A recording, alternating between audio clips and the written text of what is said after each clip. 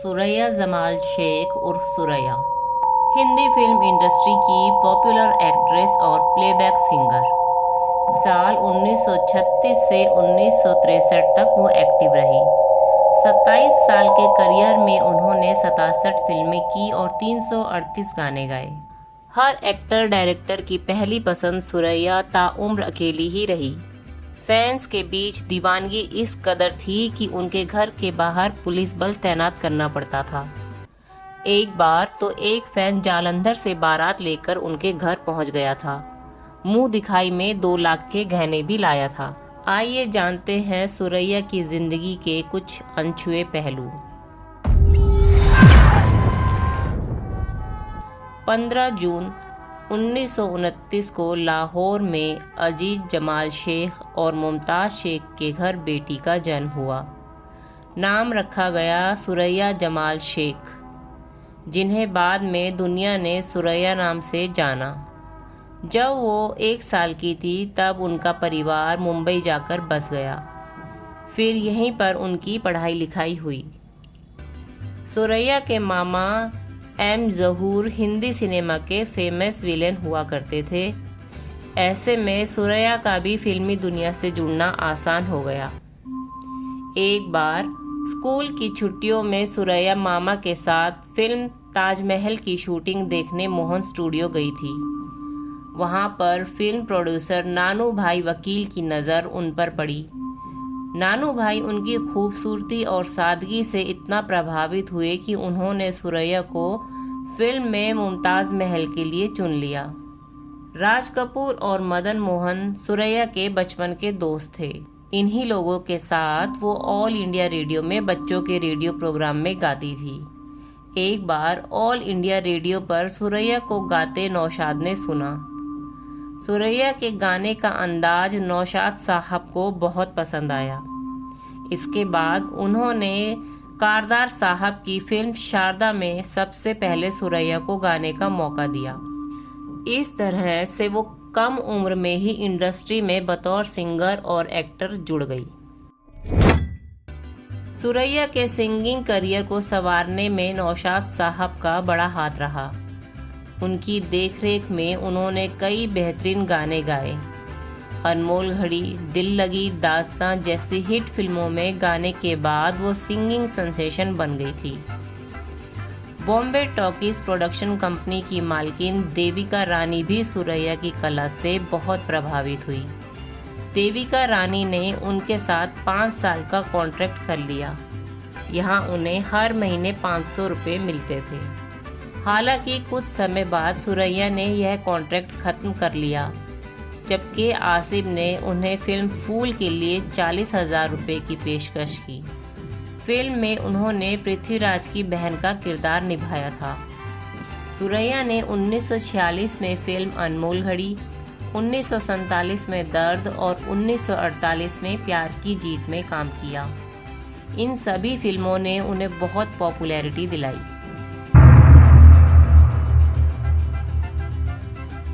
खासकर फिल्म प्यार की जीत में दर्शकों ने उनके काम को खासा पसंद किया। फिल्म रिलीज के बाद सुरैया के घर के बाहर बड़ी तादाद में फैंस इकट्ठा हो गए थे। हालात बिगड़ने पर एक इंस्पेक्टर और 4 कांस्टेबल तैनात करने पड़े। हालांकि इसके बाद भी फैंस अपनी चहेती सुरैया की एक झलक पाने के लिए उनके घर के बाहर जरूर आते थे। भीड़ इतनी ज़्यादा होती थी कि लगभग हर समय ट्रैफिक जाम लगा रहता था। एक बार फैंस की यही दीवानगी सुरैया पर भारी पड़ गई। सुरैया को अपनी एक फिल्म के प्रीमियर पर जाना था। वो किसी तरह से घर के बाहर खड़ी भीड़ से बचते बचाते थिएटर पहुंची। हॉल के अंदर काफ़ी इंतज़ाम किए गए थे कि कोई सुरैया को पहचान न ले, लेकिन तभी वहां पर मौजूद एक आदमी ने उन्हें पहचान लिया। वो चिल्लाकर बोला, अरे ये तो सुरैया है। ये सुनते ही भीड़ सुरैया पर टूट पड़ी। सुरैया को भीड़ ने इस कदर घेरा कि उनका दुपट्टा उनके हाथों से छूटकर दूर जा गिरा। पहले तो काफी देर तक सुरैया के साथ आए सिक्योरिटी वाले भीड़ पर काबू पाने की कोशिश करते रहे, लेकिन जब सिक्योरिटी से बात नहीं बनी तब पुलिस को आना पड़ा। इस घटना का सुरैया पर इतना बुरा असर पड़ा कि उन्होंने पब्लिक प्लेस पर जाना ही बंद कर दिया। सुरैया ने खूब शोहरत कमाई, लेकिन आज भी जब भी उनका नाम लिया जाता है तो देवानंद साहब का जिक्र ज़रूर होता है। भले ही मजहब की दीवार ने दोनों की मोहब्बत को शादी की मंजिल तक पहुंचने नहीं दिया, लेकिन इनका इश्क ऐसा था कि जिसके चर्चे हमेशा होते हैं। आइए आपको लेकर चलते हैं बीते दिनों की सुनहरी यादों में।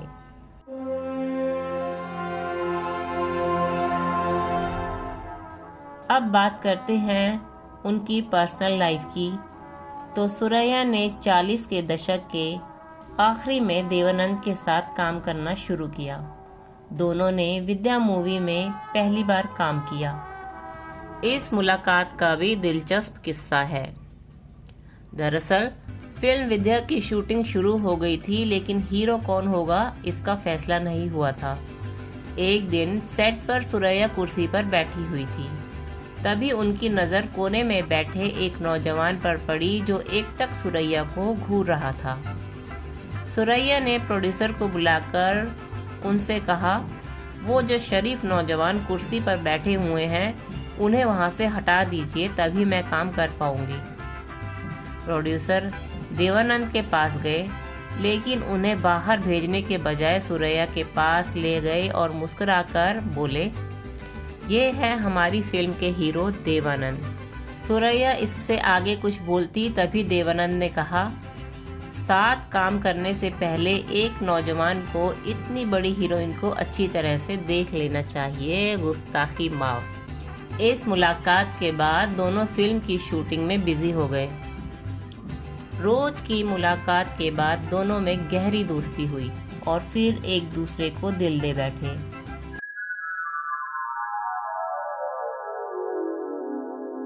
इसके बाद ये जोड़ी 7 और फिल्मों में दिखाई दी। कहते हैं कि दोनों 1948 से 1951 तक रिश्ते में रहे।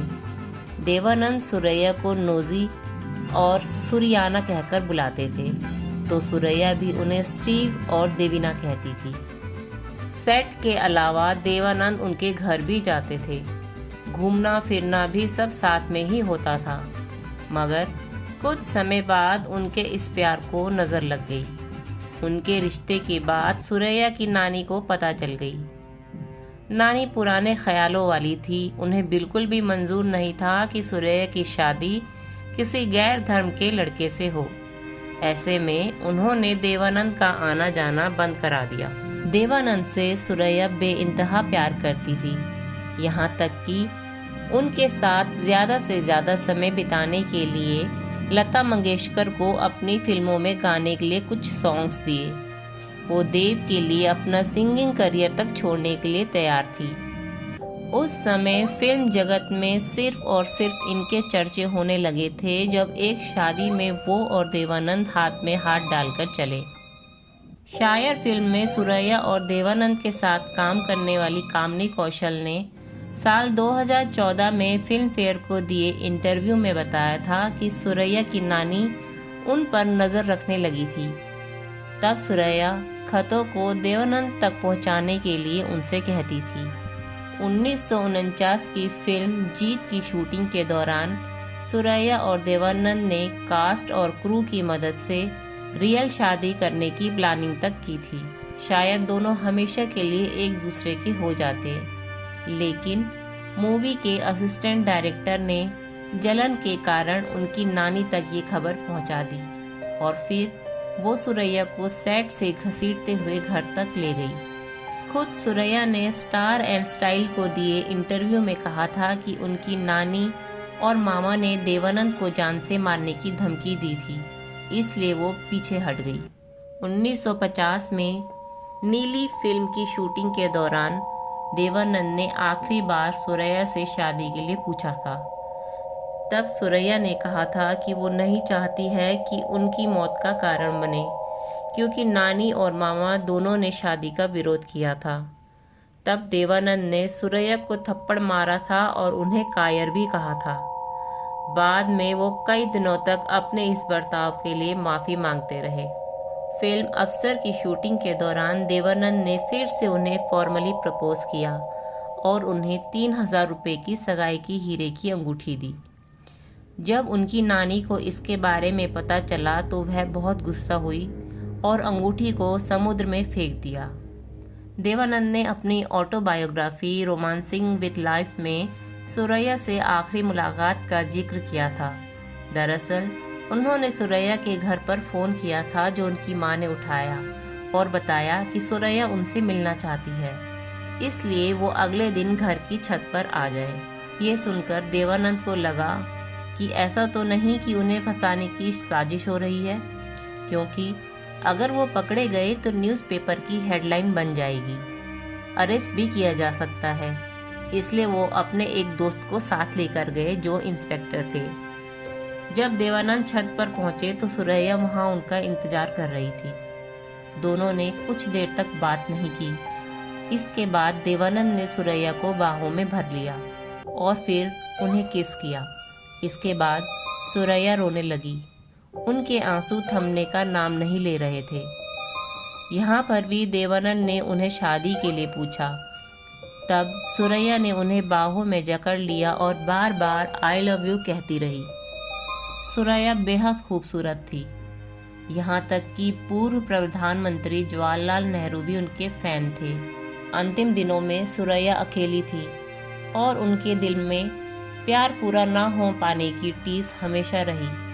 अपने एक इंटरव्यू में सुरैया ने कहा था कि शायद मैं कायर थी जो हाँ नहीं कह सकी। इस बात का हमेशा पछतावा रहेगा। जिस दौर में सुरैया और देवानंद का इश्क परवान चढ़ रहा था, उस वक्त देवानंद का फिल्मी करियर उठ ही रहा था और सुरैया एक स्थापित नाम था। देवानंद सुरैया से बहुत प्यार करते थे। स्टारडस्ट मैगजीन को दिए इंटरव्यू में सुरैया ने कहा था, एक दिन शूटिंग के दौरान मैंने देव की दी हुई अंगूठी अपनी उंगली में पहन ली, लेकिन नानी को इसकी खबर लग गई और उन्होंने मेरे हाथ से वो अंगूठी निकाल ली। मुझे पता था कि देव ने दोस्तों से उधार लेकर मेरे लिए वो कीमती अंगूठी खरीदी है। मैं उस रात बहुत रोई थी। सुरैया की नानी तो फैसला कर चुकी थी कि वो सुरैया और देव को एक नहीं होने देगी, और ऐसा हुआ भी। देवानंद ने बाद में अपनी को स्टार कल्पना कार्तिक से शादी कर ली, लेकिन सुरैया आजीवन अविवाहित ही रही। उस वक्त बेशक सुरैया देवानंद से शादी की हिम्मत नहीं कर सकी, लेकिन हमेशा देवानंद की यादों में खोई रही। 31 जनवरी 2004 को 74 साल की उम्र में जब सुरैया का निधन हुआ, हर किसी को उम्मीद थी कि उन्हें आखिरी विदाई देने के लिए देवानंद जरूर आएंगे, लेकिन देव साहब के लिए यह सबसे व्यथित करने वाला दिन था। वे सुरैया की अंतिम यात्रा में शामिल नहीं हुए और इस तरह ये लव स्टोरी खत्म हो गई।